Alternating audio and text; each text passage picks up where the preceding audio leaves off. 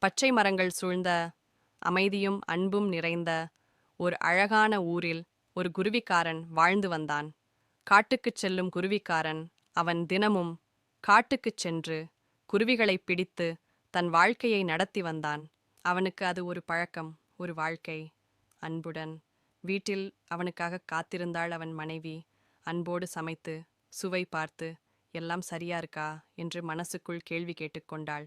அந்த மாலை குருவிக்காரன் வீடு திரும்பினான்.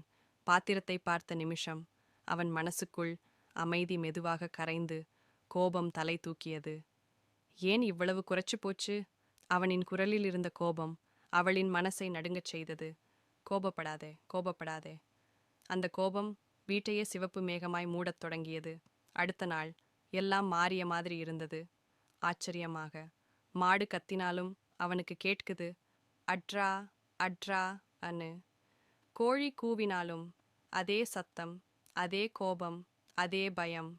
அவன் கண்களில் இப்போது குழப்பமும் ஒரு ஆழ்ந்த யோசனையும். அப்போதுதான் அவனுக்கு புரிந்தது, சத்தங்கள் மாறல, உலகம் மாறல, என் மனசில் இருக்கிற கோபம்தான் எல்லாத்தையும் கெட்டதா மாற்றி காட்டுச்சு. அவன்